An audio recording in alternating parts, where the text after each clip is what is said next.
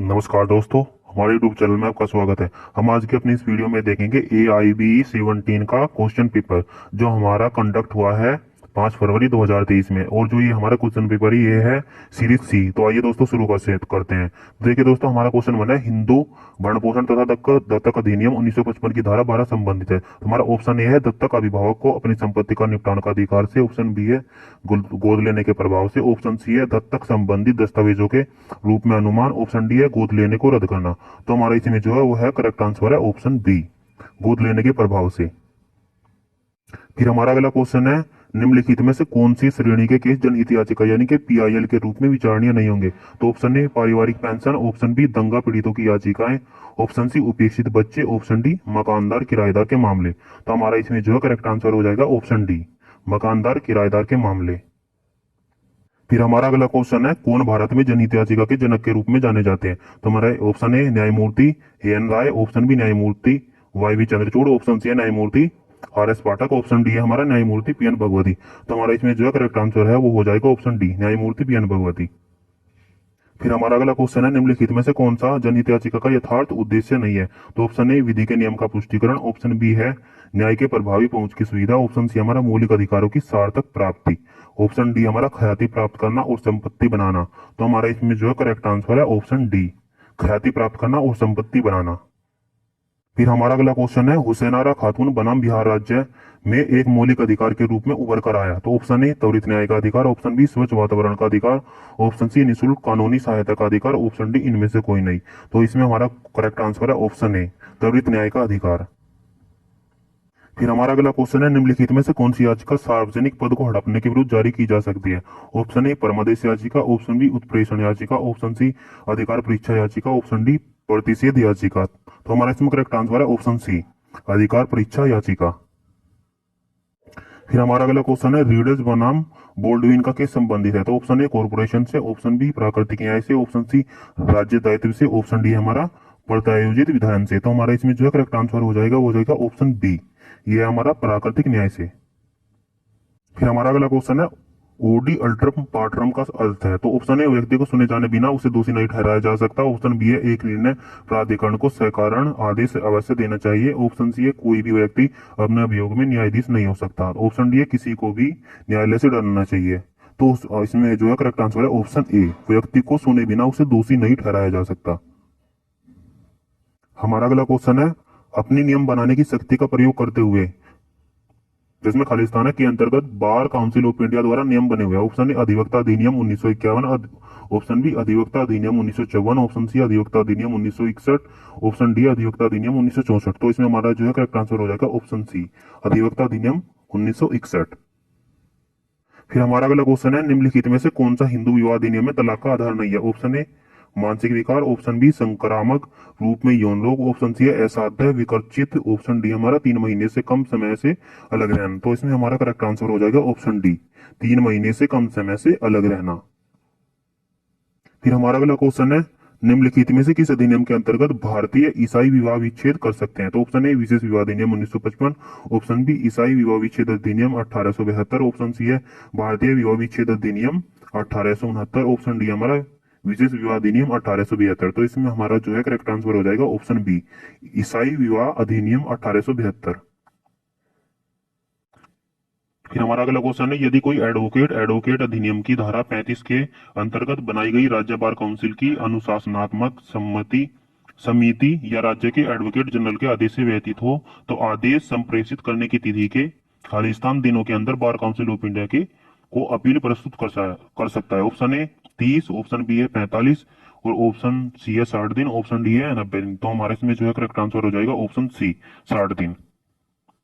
फिर हमारा अगला क्वेश्चन है ABC प्राइवेट लिमिटेड कंपनी स्वयं को सार्वजनिक कंपनी में परिवर्तित करना चाहती है। ऐसा संगम ज्ञापन और संस्था के अंतर्नियम में परिवर्तन करके और पारित करके किया जा सकता है। ऑप्शन ए साधारण प्रस्ताव। ऑप्शन बी विशेष प्रस्ताव। ऑप्शन सी बोर्ड प्रस्ताव। ऑप्शन डी इनमें से कोई नहीं। तो हमारे इसमें जो है करेक्ट आंसर है ऑप्शन बी, विशेष प्रस्ताव। फिर हमारा अगला क्वेश्चन है नैगमिक आवरण के अनावरण और भेदन का सिद्धांत संबंधित है। तो ऑप्शन ए श्रम विधि से। ऑप्शन बी कंपनी विधि से। ऑप्शन सी बैंकिंग विधि से। ऑप्शन सी सेवा विधि से। तो हमारा इसमें जो है करेक्ट आंसर है ऑप्शन बी, कंपनी विधि से। फिर हमारा अगला क्वेश्चन है पर्यावरण संरक्षण अधिनियम 1986 की किस धारा के अंतर्गत राष्ट्रीय हरित प्राधिकरण यानी कि एनजीटी को अपील निहित है? तो ऑप्शन ए धारा 4 ए, ऑप्शन बी है धारा 5 ए, ऑप्शन सी है धारा 6 ए, ऑप्शन डी है धारा 7 ए। तो हमारा इसमें जो करेक्ट आंसर है ऑप्शन बी धारा 5 ए। फिर हमारा अगला क्वेश्चन है निम्नलिखित में से कौन सा मौलिक कर्तव्य पर्यावरण संरक्षण से संबंधित है? तो ऑप्शन ए इसमें है आर्टिकल 51 ए का बी, फिर हमारा ऑप्शन बी आर्टिकल 51 ए का जी, फिर ऑप्शन सी हमारा आर्टिकल 51 ए का जे, ऑप्शन डी हमारा आर्टिकल 51 ए का के। तो हमारे इसमें जो करेक्ट आंसर है वो है ऑप्शन बी आर्टिकल 51 ए का जी। हमारा अगला क्वेश्चन है सीरी ए जो नियंत्रक या निर्णयन ऑफिसर के आदेश से पीड़ित था, उसने साइबर अपीलियट ट्रिब्यूनल यानी कि न्यायाधिकरण को एक अपील की। बाद में साइबर अपीलीय ट्रिब्यूनल के आदेश से पीड़ित सीरी ए में अपील कर सकते हैं। तो हमारे इसमें ऑप्शन है किसी भी जिला न्यायालय में, ऑप्शन बी उच्च प्राधिकरण में, ऑप्शन सी केवल उच्च न्यायालय में, ऑप्शन डी हमारा केवल उच्चतम न्यायालय में। तो हमारा इसमें जो है करेक्ट आंसर है ऑप्शन सी केवल उच्च न्यायालय में। फिर हमारा अगला क्वेश्चन है सीरी एक्स जो सीरी वाई एक प्रवर्तक द्वारा इलेक्ट्रॉनिक रिकॉर्ड को प्राप्त करने के लिए आश्रित है आईटी अधिनियम के अंतर्गत माना जाएगा। तो ऑप्शन है मध्यस्थ, ऑप्शन बी प्रवर्तक एजेंट, ऑप्शन सी हमारा प्राप्यकर्ता, ऑप्शन डी है मुख्यधारक। तो हमारा इसमें जो करेक्ट आंसर हो जाएगा ऑप्शन सी प्राप्यकर्ता। हमारा अगला क्वेश्चन है ट्रेड यूनियन के पंजीकरण के लिए आवश्यक न्यूनतम सदस्य संख्या है। ऑप्शन ए 2, ऑप्शन बी है 3, ऑप्शन सी है 5, तो ऑप्शन डी है 7। तो हमारा इसमें करेक्ट आंसर हो जाएगा ऑप्शन डी 7। फिर हमारा अगला क्वेश्चन है नियोक्ता द्वारा प्रमुखता पोस्ट किए गए प्रमाणित स्थायी आदेश का टेक्स्ट और उसके अधिकतर कामगार समझ सके उस भाषा में होना चाहिए। तो ऑप्शन बी ए हिंदी, ऑप्शन बी अंग्रेजी, ऑप्शन सी देवनागरी लिपि, ऑप्शन डी संविधान की 8वीं अनुसूची में निर्दिष्ट भाषा में। तो हमारा इसमें करेक्ट आंसर हो जाएगा ऑप्शन बी अंग्रेजी। हमारा अगला क्वेश्चन है एक अधिवक्ता प्रैक्टिस के दौरान विश्वविद्यालय द्वारा प्रमाणित किसी शैक्षणिक संस्थान में विधि का शिक्षण दे सकता है जब तक कि घंटे जिसके दौरान वह विधि के शिक्षण में नियोजित हो एक दिन में तो घंटे से अधिक न हो। तो ऑप्शन ए 5 घंटे, ऑप्शन बी है 3 घंटे, ऑप्शन सी है 2 घंटे, ऑप्शन डी है 4 घंटे। तो हमारा इसमें करेक्ट आंसर हो जाएगा ऑप्शन बी 3 घंटे।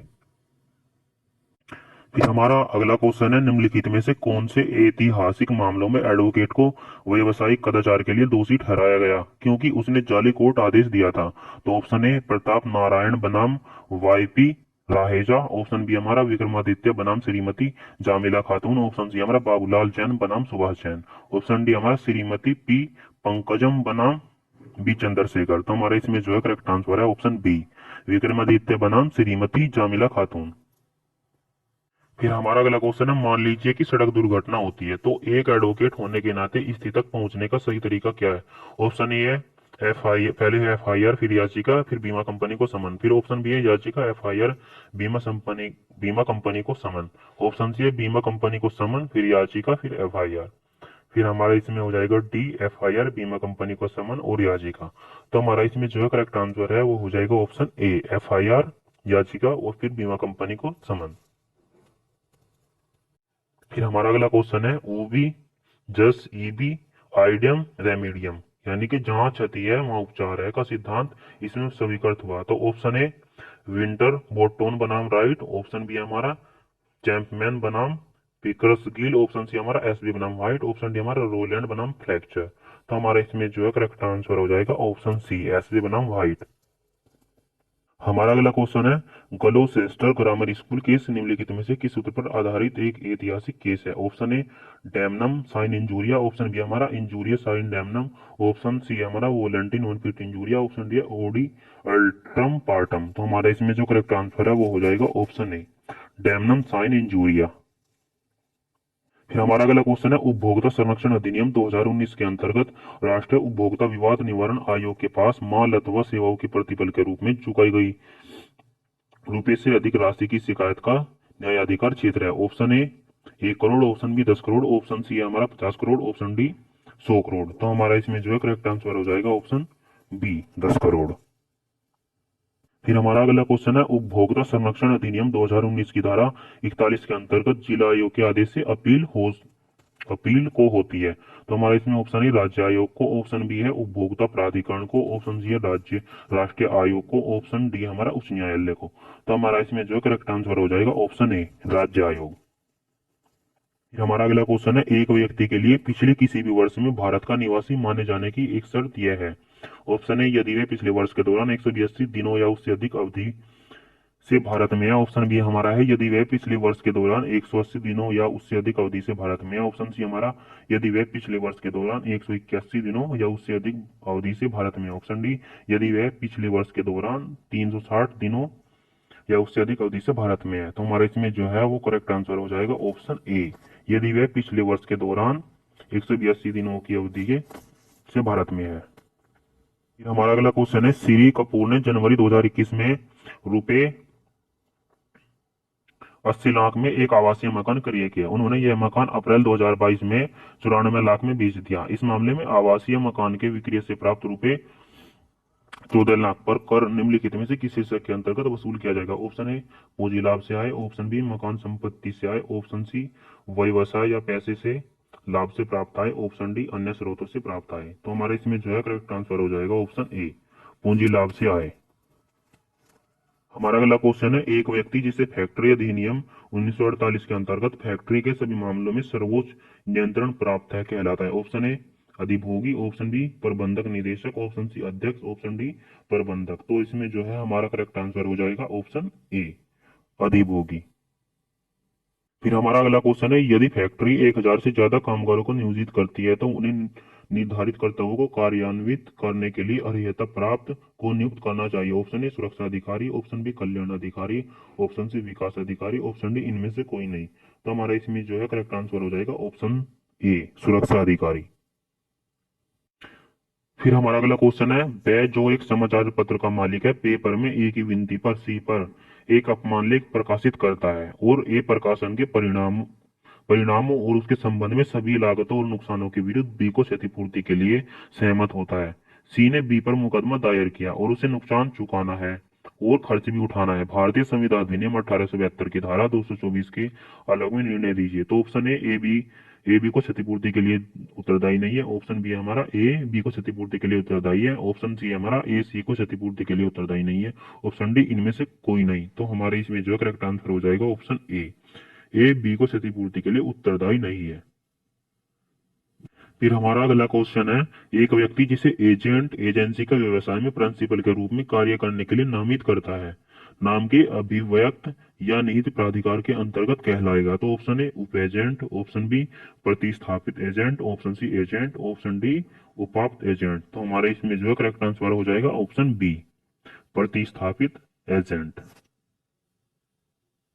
फिर हमारा अगला क्वेश्चन है, एक निषेधाज्ञा सुनवाई के दौरान और वाद की योग्यता पर की गई हो तभी डिग्री उसे मान्य कर सकता है और प्रतिवादी शाश्वत रूप से अधिकार के समर्थन से या कार्य की स्वीकृति से को लागू कर सकता है जो वादी के अधिकार से विपरीत हो सकता है। तो ऑप्शन ए अस्थायी, ऑप्शन बी चिरस्थायी, ऑप्शन सी अस्थायी और चिरस्थायी दोनों, ऑप्शन डी इनमें से कोई नहीं। तो हमारा इसमें जो है करेक्ट आंसर है ऑप्शन बी चिरस्थायी। फिर हमारा अगला क्वेश्चन है, विनिर्दिष्ट अनुतोष अधिनियम 1963 की धारा 5 के अंतर्गत विशिष्ट अचल संपत्ति के कब्जे का हकदार व्यक्ति उसे में दिए गए तरीके से प्राप्त कर सकता है। तो ऑप्शन ए विनिर्दिष्ट अनुतोष अधिनियम 1963, ऑप्शन बी सिविल प्रक्रिया संहिता 1908, ऑप्शन सी दंड प्रक्रिया संहिता 1973, ऑप्शन डी है हमारा संपत्ति अंतरण अधिनियम 1882। तो हमारा इसमें जो है करेक्ट आंसर हो जाएगा ऑप्शन बी सिविल प्रक्रिया संहिता 1908। फिर है हमारा अगला क्वेश्चन, जहां बंधक करता बंधकित संपत्ति का कब्जा बंधकदार को प्रदान करता है और जब तक बंधक राशि अदा न कर दे तब तक उसके स्वामित्व के लिए और ब्याज के बदले में या बंधक राशि की अदायगी में किराया या संपत्ति से अर्जित लाभ प्राप्त करने के लिए उसे प्राधिकृत करता है, यह लेन देन कहलाता है। तो ऑप्शन ए सशर्त बंधक, ऑप्शन बी इंग्लिश बंधक, ऑप्शन सी हमारा सादा बंधक, ऑप्शन डी हमारा भोग बंधक। तो हमारा इसमें जो करेक्ट आंसर हो जाएगा ऑप्शन डी भोग बंधक। फिर हमारा अगला क्वेश्चन है, श्री मनजोत मैसर सिंह ट्रेडर से माल आपूर्ति करने वाला ट्रेडर है। फर्म का ऑफिस दिल्ली में है जबकि गोदाम क्रमशः उत्तर प्रदेश, पंजाब और जम्मू और कश्मीर में स्थित है। मैसर सिंह ट्रेडर्स ने वर्तमान वित्तीय वर्ष के दौरान विभिन्न राज्यों से निम्नलिखित अंतर राज्य आपूर्तियां की हैं? तो ऑप्शन ए दिल्ली कर योग्य आपूर्तियां रुपए 21 लाख। ऑप्शन डी है हमारा, फिर इसमें दूसरा पंजाब कर मुक्त आपूर्तियां 6 लाख। फिर तीसरा है हमारा उत्तर प्रदेश कर योग्य और कर मुक्त आपूर्तियां प्रत्येक क्रमशः 3 लाख। और हमारा चौथा है फिर जम्मू और कश्मीर कर योग्य और कर मुक्त आपूर्तियां क्रमशः 8 लाख और 3 लाख। श्री मनजोत को जीएसटी के अंतर्गत किस राज्य में पंजीकरण लेने की आवश्यकता है? तो ऑप्शन ए दिल्ली, पंजाब, उत्तर प्रदेश और जम्मू और कश्मीर। ऑप्शन बी दिल्ली, उत्तर प्रदेश और जम्मू और कश्मीर। ऑप्शन सी है दिल्ली और उत्तर प्रदेश। ऑप्शन डी हमारा दिल्ली। तो हमारा इसमें जो है करेक्ट आंसर हो जाएगा ऑप्शन ए, दिल्ली, पंजाब, उत्तर प्रदेश और जम्मू और कश्मीर। फिर है हमारा अगला क्वेश्चन, वर्तमान में किसी भी नियमित करदाता के लिए प्राथमिक जीएसटी स्लैब रखा गया है? तो हमारा इसमें जो है एक आंसर हो जाएगा ऑप्शन ए, 0%, 5%, 12%, 18% और 26%। फिर हमारा अगला क्वेश्चन है, निम्नलिखित में से कौन सा परिक्राम्य लिखित अधिनियम 1881 के अंतर्गत परिभाषित परिक्राम्य लिखित नहीं है? तो ऑप्शन ए वचन पत्र, ऑप्शन बी विनिमय पत्र, option C cheque, option D billing रसीद। तो हमारा इसमें जो है करेक्ट आंसर है ऑप्शन डी, बिलिंग रसीद।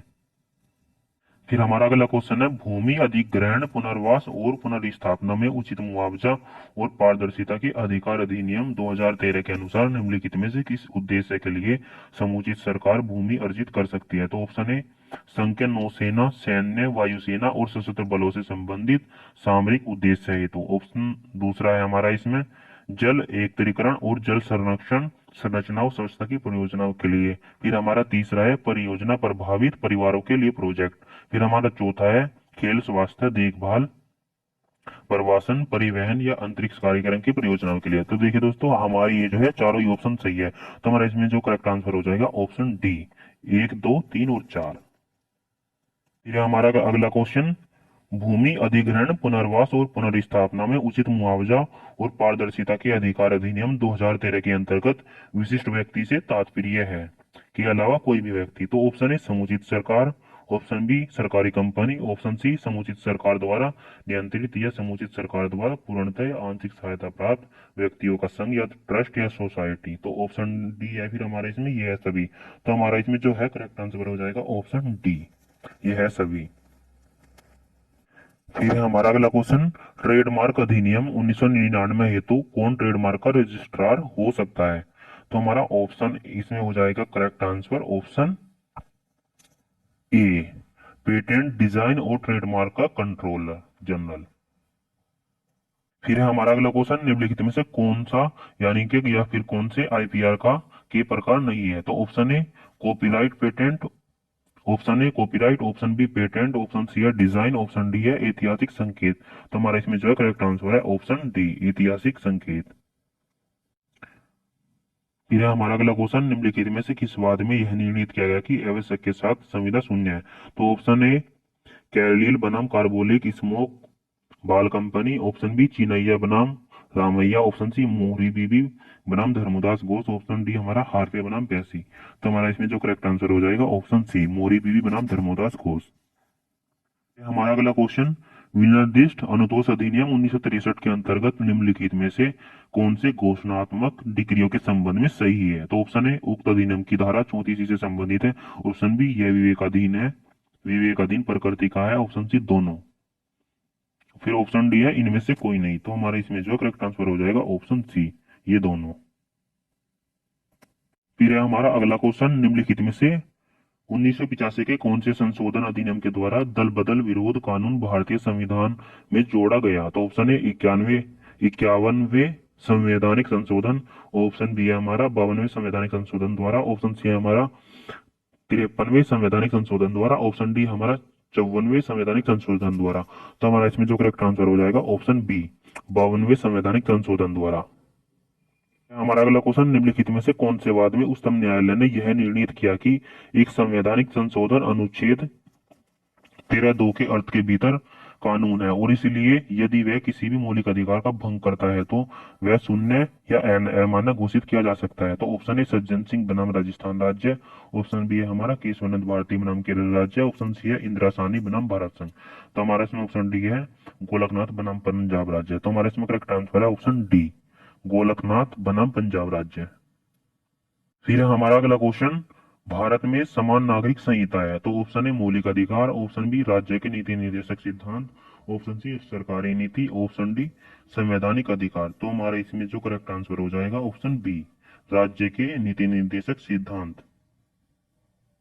फिर हमारा नेक्स्ट क्वेश्चन, अनुच्छेद 16 के अनुसार राज्य के अधीन किसी नियोजन या पद के संबंध में केवल किसी के आधार पर न तो कोई नागरिक अपात्र होगा और न उसे विभेद किया जाएगा।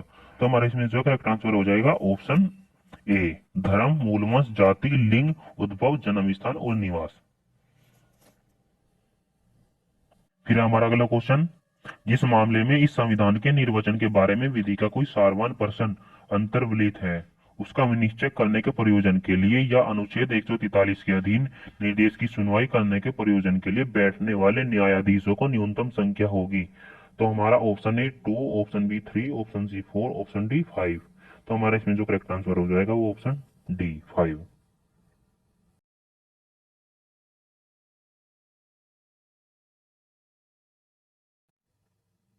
तो अब है हमारा अगला क्वेश्चन, भारतीय संविधान के अनुच्छेद 301 के अनुसार किसी को उसकी संपत्ति से विधि के प्राधिकार से ही वंचित किया जाएगा अन्यथा नहीं। तो ऑप्शन ए व्यक्ति, ऑप्शन बी नागरिक, ऑप्शन सी विदेशी, ऑप्शन डी भारतीय। तो हमारे इसमें जो करेक्ट आंसर हो जाएगा ऑप्शन ए, व्यक्ति। फिर हमारा अगला क्वेश्चन, भारतीय संविधान के अनुच्छेद 13 के अनुसार निम्न में से कौन सा कानून नहीं है। तो ऑप्शन ए नियम, ऑप्शन बी विधि, ऑप्शन सी रूढ़ि या प्रथा, ऑप्शन डी इनमें से कोई नहीं। तो दोस्तों इसमें ये तीनों ही ऑप्शन सही है, यानी कि तीनों ही कानून है। तो इसका आंसर हो जाएगा क्वेश्चन के अकॉर्डिंग ऑप्शन डी, इनमें से कोई नहीं। फिर हमारा अगला क्वेश्चन है, निम्नलिखित में से कौन सी अनुसूची भारतीय संविधान की संघ सूची, राज्य सूची और समवर्ती सूची से संबंधित है। ऑप्शन ए अनुसूची 7, ऑप्शन बी अनुसूची 10, ऑप्शन सी अनुसूची 11, ऑप्शन डी अनुसूची 12। तो हमारा इसमें जो करेक्ट आंसर है वो हो जाएगा ऑप्शन ए, अनुसूची 7। फिर हमारा अगला क्वेश्चन है, भारतीय संविधान का शीर्षक किसमें निहित है। तो ऑप्शन ए अनुच्छेद 1, ऑप्शन बी अनुच्छेद 5, ऑप्शन सी है अनुच्छेद 390, ऑप्शन डी है अनुच्छेद 393। तो हमारे इसमें जो करेक्ट आंसर है ऑप्शन डी, अनुच्छेद 393।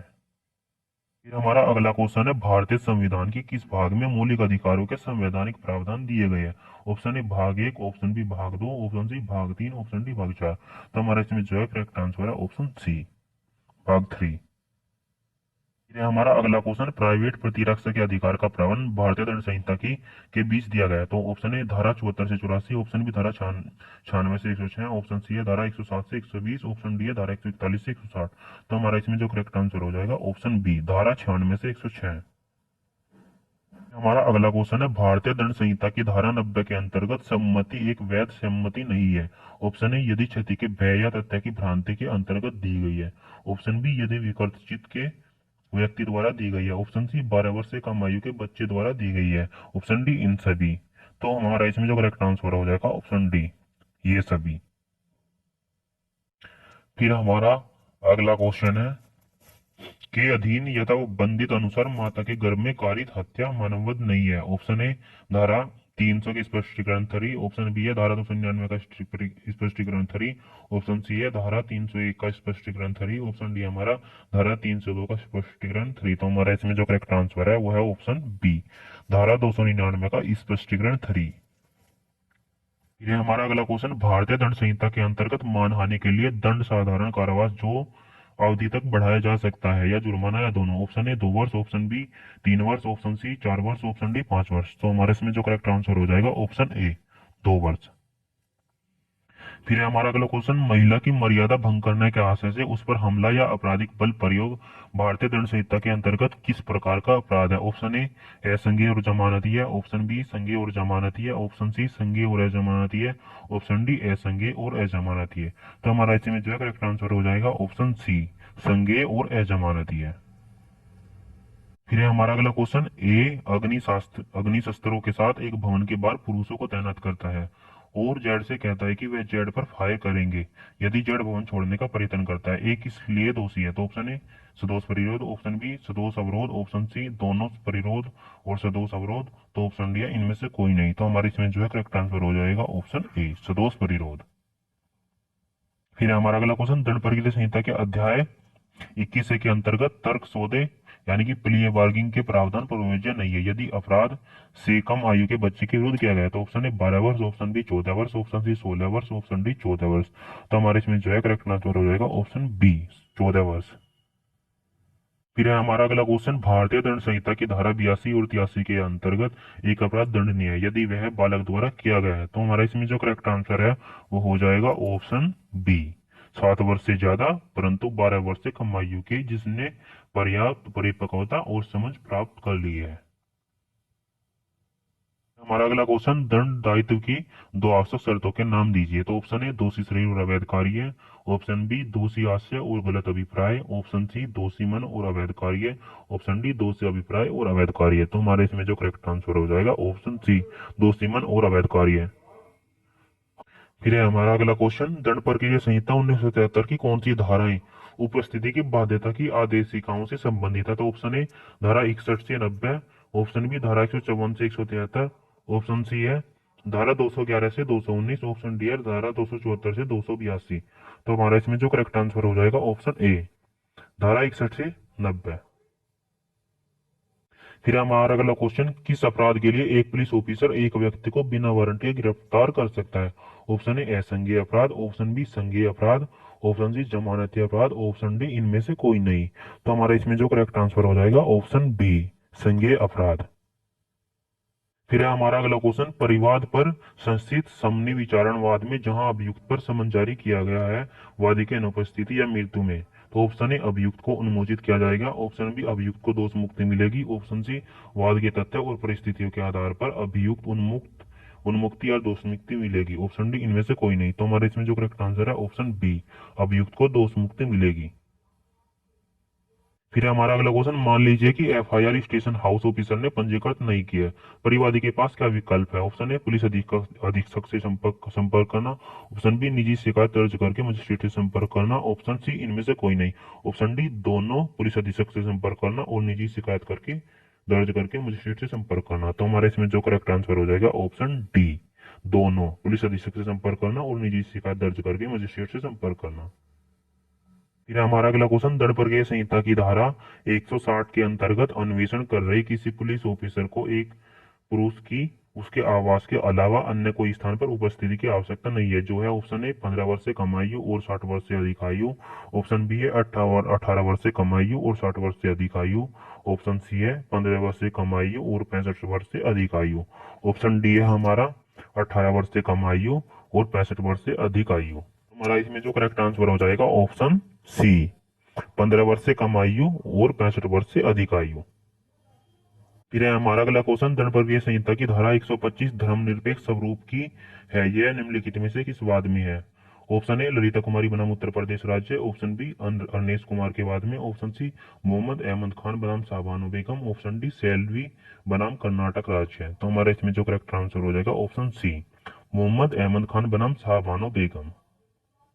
हमारा अगला क्वेश्चन, मुकदमे के संक्षिप्त विचारण की शक्ति किसके पास है। ऑप्शन ए मुख्य न्यायिक magistrate, option B metropolitan magistrate, option C उच्च न्यायालय द्वारा विशिष्ट रूप से सशक्त कोई भी प्रथम श्रेणी मजिस्ट्रेट, ऑप्शन डी यह सभी। तो इसमें करेक्ट आंसर है ऑप्शन डी यह सभी।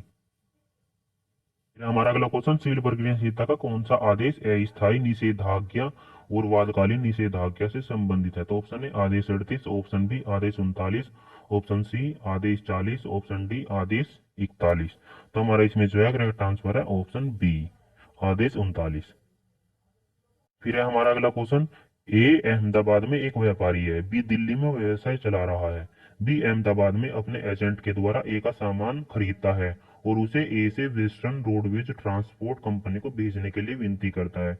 ए तदनुसार अहमदाबाद में माल भेजता है। ए बी पर माल की कीमत के लिए वाद जारी कर सकता है। ऑप्शन ए केवल अहमदाबाद में, ऑप्शन बी केवल दिल्ली में, ऑप्शन सी या तो अहमदाबाद में या दिल्ली में, ऑप्शन डी भारत में कहीं पर भी। तो हमारा इसमें जो है करेक्ट आंसर है ऑप्शन सी या तो अहमदाबाद या फिर दिल्ली में। फिर है हमारा अगला क्वेश्चन, सिविल प्रक्रिया संहिता की निम्नलिखित में से कौन सी धारा रेस जुडिकाटा यानी कि प्राण न्याय की संकल्पना से संबंधित है? तो ऑप्शन ए धारा 10, ऑप्शन बी धारा 11, ऑप्शन सी धारा 12, ऑप्शन डी धारा 13। तो हमारा इसमें जो करेक्ट आंसर है ऑप्शन बी धारा 11। फिर अगला question, Shri X, Shri Y और श्री जेड 10,000 रुपए के लिए श्री ए द्वारा प्राप्त डिग्री के अधीन संयुक्त रूप से और पृथक रूप से दायी है। श्री वाई श्री ए के विरुद्ध अकेले 10,000 की आगपत्ति प्राप्त करता है और कोर्ट में निष्पादन के लिए आवेदन करता है जिसमें संयुक्त आपत्ति निष्पादित की जा रही है। निम्नलिखित में से कौन सा विकल्प श्री ए के लिए सही है? ऑप्शन ए श्री ए आदेश 21 नियम 18 के अंतर्गत उसकी संयुक्त आपत्ति के प्रति आपत्ति के रूप में मानेगा। ऑप्शन बी है श्री ए आदेश 21 नियम 18 के अंतर्गत उसकी संयुक्त आपत्ति को प्रति आपत्ति के रूप में नहीं मान सकता। ऑप्शन सी हमारा श्री ए आदेश 22 नियम 18 के अंतर्गत उसके संयुक्त आपत्ति को प्रति आपत्ति के रूप में नहीं मान सकता है। ऑप्शन डी हमारा इनमें से कोई नहीं। तो हमारा इसमें जो है वो करेक्ट आंसर हो जाएगा ऑप्शन ए। श्री ए आदेश 21 नियम 18 के अंतर्गत उसकी संयुक्त आपत्ति को प्रति आपत्ति के रूप में मानेगा।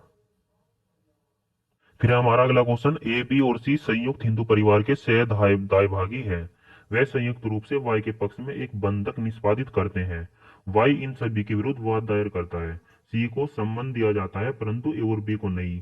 इनमें से कोई भी हाजिर नहीं रहता है और सभी के विरुद्ध एक पक्षीय डिग्री पारित की जाती है। ए और बी एक पक्षीय डिग्री को खारिज करने के लिए आवेदन करते हैं। इनमें से विरुद्ध डिग्री खारिज की जाएगी। ऑप्शन ए केवल सी, ऑप्शन बी केवल A and B, option C है ए बी और सी, ऑप्शन डी इनमें से कोई नहीं। तो हमारे इसमें जो है करेक्ट आंसर हो जाएगा ऑप्शन सी ए बी और सी। फिर है हमारा अगला क्वेश्चन, यदि कोई शपथ पत्र पर न्यायालय के समक्ष झूठ बोलता है तो इससे अधिवक्ता यानी कि अधिवक्ताओं द्वारा कैसे निपटा जा सकता है? ऑप्शन ए शपथ भंग आवेदन दर्ज किया जा सकता है, ऑप्शन बी मुकदमे से पीछे हटकर, ऑप्शन सी उसके समर्थन में आवेदन दर्ज करके, ऑप्शन डी उसके द्वारा जुर्माना भरकर। तो हमारा इसमें जो करेक्ट आंसर है ऑप्शन ए शपथ भंग आवेदन दर्ज किया जा सकता है। ये हमारा अगला क्वेश्चन, फरार व्यक्ति के लिए उद्घोषणा निम्नानुसार प्रकाशित की जाएगी। तो हमारा पहला है, उस ग्राम नगर के जिसमें व्यक्ति सामान्यतः निवास करता है सहज रस भाग में पढ़ी जाएगी।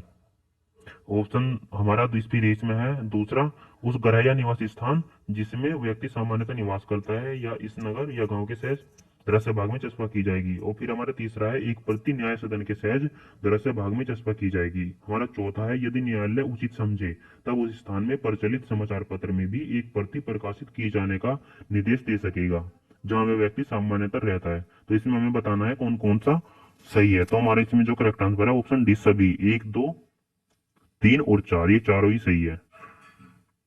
फिर हमारा अगला क्वेश्चन, निम्नलिखित में से कौन सा कथन गलत है? ऑप्शन ए प्रथम अपील तथ्य के प्रश्न या विधि या दोनों पर की जा सकती है, ऑप्शन बी द्वितीय अपील केवल विधि के सारभूत प्रश्न पर हो सकती है, ऑप्शन सी द्वितीय अपील तथ्य के प्रश्न या विधि या दोनों पर हो सकती है, ऑप्शन डी प्रथम अपील उच्च न्यायालय में हो सकती है या नहीं हो सकती है। द्वितीय अपील उच्च न्यायालय में होनी चाहिए। तो हमारा इसमें जो करेक्ट आंसर है ऑप्शन सी द्वितीय अपील तथ्य के प्रश्न या विधि के दोनों के प्रश्न पर हो सकती है।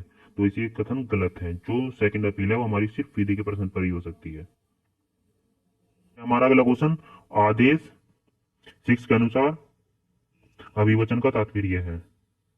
ऑप्शन ए हमारा शिकायत, ऑप्शन बी हमारा लिखित कथन, ऑप्शन सी हमारा शिकायत और लिखित कथन दोनों, ऑप्शन डी है इनमें से कोई नहीं। तो हमारा इसमें जो है करेक्ट आंसर है वो हो जाएगा ऑप्शन सी शिकायत और लिखित कथन दोनों।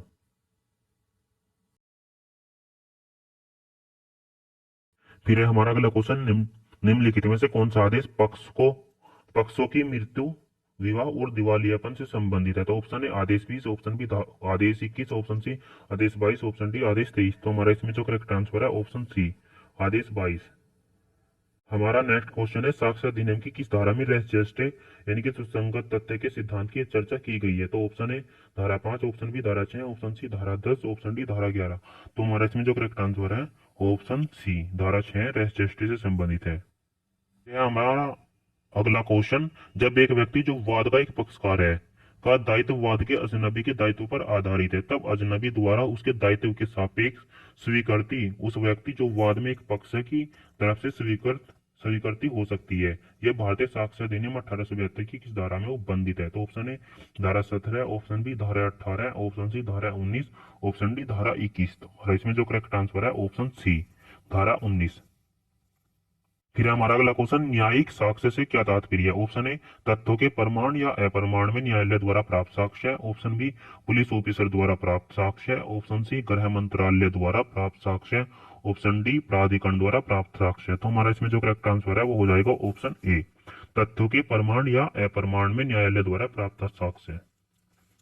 अगला क्वेश्चन, भारतीय साक्ष्य अधिनियम 1872 के अनुसार निम्नलिखित में से कौन सा एक दस्तावेज नहीं है? ऑप्शन ए, धातु की प्लेट या पत्थर पर लेख। ऑप्शन बी, एक मानचित्र या प्लान। ऑप्शन सी, व्यंग्य चित्र। ऑप्शन डी, इनमें से कोई नहीं। तो देखिए दोस्तों, ये जो सभी है ये सभी दस्तावेज है, ए, बी और सी तीनों। तो हमारे इसमें जो करेक्ट आंसर हो जाएगा ऑप्शन के अकॉर्डिंग ऑप्शन डी, इनमें से कोई नहीं। हमारा अगला क्वेश्चन, दहेज मृत्यु के बारे में उदाहरणा किस धारा के अंतर्गत दी गई है? ऑप्शन ए, धारा 113 ए। ऑप्शन बी, धारा 113 बी। ऑप्शन सी, धारा 114 ए। ऑप्शन डी, धारा 114 बी। तो हमारा इसमें जो करेक्ट आंसर है ऑप्शन बी, धारा 113 बी। फिर है हमारा अगला क्वेश्चन, भारतीय साक्ष्य अधिनियम 1872 की धारा 63 के अनुसार निम्नलिखित में से कौन सा द्वितीयक साक्ष्य नहीं है? ऑप्शन ए, मूल प्रतियों से यांत्रिक प्रक्रियाओं द्वारा बनाई गई प्रतियां जो प्रति और इन प्रतियों से तुलनाकृत प्रतियों की परिशुद्धता की स्वयं सुनिश्चितता देती हैं। फिर हमारा दूसरा, मूल प्रति से निर्मित या तुलनात्मक प्रतियां। ऑप्शन सी हमारा, किसी दस्तावेज की अंतर्वस्तु का उस व्यक्ति द्वारा जिसने स्वयं उसे देखा है दिया हुआ मौखिक वृत्तांत। ऑप्शन डी है, धारा 63 के अंतर्गत प्रमाणित नहीं हुई प्रतियां। तो हमारे इसमें जो करेक्ट आंसर है वह है ऑप्शन डी, धारा 63 के अंतर्गत प्रमाणित नहीं हुई प्रतियां। फिर है हमारा अगला क्वेश्चन, सिविल प्रक्रिया संहिता 1908 का निम्नलिखित में से कौन सा प्रावधान वाद दायर करने से संबंधित है? तो ऑप्शन ए, धारा 22। ऑप्शन डी, बी, धारा 24। ऑप्शन सी, धारा 26। ऑप्शन डी, धारा 28। तो हमारा इसमें जो करेक्ट आंसर हो जाएगा ऑप्शन सी, धारा 26। हमारा अगला क्वेश्चन, प्रतिवादी उस पर समन की तामील की तारीख के दिनों के भीतर अपने बचाव में एक लिखित बयान ऑर्डर 8 पेश कर सकता है। तो ऑप्शन ए, यानी कि ऑर्डर 8 के अंतर्गत पेश कर सकता है। तो ऑप्शन ए 15 दिन। ऑप्शन बी 30 दिन। ऑप्शन सी 60 दिन। ऑप्शन डी 45 दिन। तो हमारे इसमें जो करेक्ट आंसर हो जाएगा ऑप्शन बी, 30 दिन। फिर हमारा अगला क्वेश्चन, विवाचक प्राधिकरण प्रक्रिया के नियमों के निर्धारण में द्वारा आबद्ध नहीं होगा। ऑप्शन ए, सिविल प्रक्रिया संहिता। ऑप्शन बी, भारतीय साक्ष्य अधिनियम 1872। ऑप्शन सी, दंड प्रक्रिया संहिता 1973। ऑप्शन डी है दोनों, सिविल प्रक्रिया संहिता 1908 और भारतीय साक्ष्य अधिनियम 1872। तो हमारा इसमें जो करेक्ट आंसर हो जाएगा ऑप्शन डी, दोनों, सिविल प्रक्रिया संहिता और भारतीय साक्ष्य अधिनियम। फिर है हमारा अगला क्वेश्चन, मध्यस्थता और सुलह अधिनियम 1996 में निम्नलिखित में से कौन सी धारा मध्यस्थता करार से संबंधित है? तो ऑप्शन ए, धारा 6। ऑप्शन बी, धारा 7। ऑप्शन सी, धारा 8। ऑप्शन डी, धारा 9। तो हमारा जो इसमें है करेक्ट आंसर ऑप्शन बी, धारा 7। हमारा अगला क्वेश्चन, किन परिस्थितियों में मध्यस्थ कार्यवाहियों को समाप्त किया जा सकता है? तो पहला है हमारा अंतिम विवाचन पंचाट। दूसरा है अंतरिम पंचाट। तीसरा है हमारा जहां पर मध्यस्थ प्राधिकरण ने समाप्ति के लिए आदेश जारी किया हो। तो हमारा इसमें जो करेक्ट आंसर है वो है हमारा पहला भी और दूसरा भी। तो हमारी इस वजह से हो जाएगा ऑप्शन, सॉरी, पहला और तीसरा इसमें सही है और दूसरा गलत है। तो इसलिए हमारा जो करेक्ट आंसर हो जाएगा ऑप्शन ए, 1 और 3। ये हमारा अगला क्वेश्चन, मध्यस्थता और सुलह अधिनियम 1996 की धारा 29 के अधीन एक मध्यस्थ से ज्यादा वाली मध्यस्थ कार्रवाई में मध्यस्थ प्राधिकरण का कोई भी निर्णय, तो ऑप्शन ए, सभी सदस्यों द्वारा लिया जाएगा। ऑप्शन बी, उसके सदस्यों के 2/3 बहुमत से लिया जाएगा। ऑप्शन सी, मुख्य मध्यस्थ द्वारा लिया जाएगा। ऑप्शन डी, उसके सदस्यों के बहुमत द्वारा लिया जाएगा। तो हमारा इसमें जो है करेक्ट आंसर आ जाएगा ऑप्शन डी, उसके सदस्यों के बहुमत द्वारा लिया जाएगा। हमारा अगला क्वेश्चन, हिंदू विवाह अधिनियम 1955 में मेंटेनेंस पेंडेंटेड लाइट यानी कि वादलंबित रहते भरण पोषण का प्रावधान में दिया गया। तो ऑप्शन ए, धारा 22 में। ऑप्शन बी, धारा 23 में। ऑप्शन सी, धारा 24 में। ऑप्शन डी, धारा 25। तो हमारे इसमें करेक्ट आंसर है ऑप्शन सी, धारा 24 में। हमारा अगला क्वेश्चन, मुस्लिम विवाह विघटन अधिनियम 1999 धारा 2 के अंतर्गत एक मुस्लिम महिला तलाक के लिए वाद दाखिल कर सकती है यदि पति इस अवधि तक पागल हो। ऑप्शन है 1 वर्ष। ऑप्शन बी है 2 वर्ष। ऑप्शन सी है धारा, ऑप्शन सी है 5 वर्ष। ऑप्शन डी है 7 वर्ष। तो हमारे इसमें करेक्ट आंसर है ऑप्शन बी, 2 वर्ष। फिर है हमारा अगला क्वेश्चन, मुस्लिम महिला के पास दंड प्रक्रिया संहिता 1973 की धारा 125 से 128 के प्रावधानों द्वारा शासित होने का विकल्प है। मुस्लिम महिला तलाक पर अधिकारों का संरक्षण अधिनियम 1986 की कौन सी धारा इससे संबंधित है? ऑप्शन ए, धारा 5। ऑप्शन बी, धारा 6। ऑप्शन सी, धारा 7। ऑप्शन डी, इनमें से कोई नहीं। तो हमारा इसमें जो करेक्ट आंसर हो जाएगा ऑप्शन ए, धारा 5। फिर है हमारा अगला क्वेश्चन, निम्नलिखित में से कौन सा हिंदू विवाह अधिनियम की धारा 11 के अंतर्गत शून्य विवाह का आधार नहीं है? ऑप्शन ए द्विविवाह विवाह, ऑप्शन बी हमारा प्रतिष्ठित संबंधों की कोटि, ऑप्शन सी सैपिंड संबंध, ऑप्शन डी बाल विवाह। तो हमारा इसमें जो करेक्ट आंसर है ऑप्शन डी बाल विवाह। फिर है हमारा अगला क्वेश्चन, सपिंड संबंध से तात्पर्य। ऑप्शन ए तीसरी पीढ़ी की माता सातवीं पीढ़ी के पिता, ऑप्शन बी तीसरी पीढ़ी की माता पांचवी पीढ़ी के पिता, ऑप्शन सी है तीसरी पीढ़ी की माता चौथी पीढ़ी के पिता, ऑप्शन डी है दूसरी पीढ़ी की माता और पांचवी पीढ़ी के पिता। तो इसमें जो है हमारा करेक्ट आंसर है वो है ऑप्शन बी, तीसरी पीढ़ी की माता और पांचवी पीढ़ी के पिता। फिर है हमारा अगला क्वेश्चन, सूचक प्रश्न पूछा जा सकता है। तो ऑप्शन है मुख्य परीक्षा में, ऑप्शन बी पुनः परीक्षा में, ऑप्शन सी प्रति परीक्षा में, ऑप्शन डी इनमें से कोई नहीं। तो हमारा इसमें जो है करेक्ट आंसर है ऑप्शन सी प्रति परीक्षा में।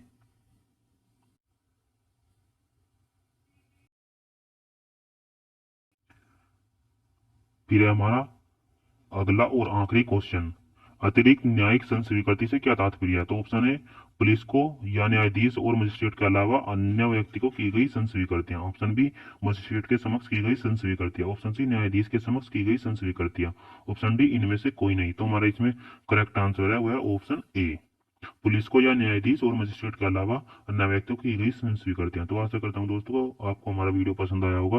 अगर आपको हमारा वीडियो पसंद आया हो प्लीज तो हमारे वीडियो को लाइक करें और हमारे चैनल को सब्सक्राइब करें। धन्यवाद।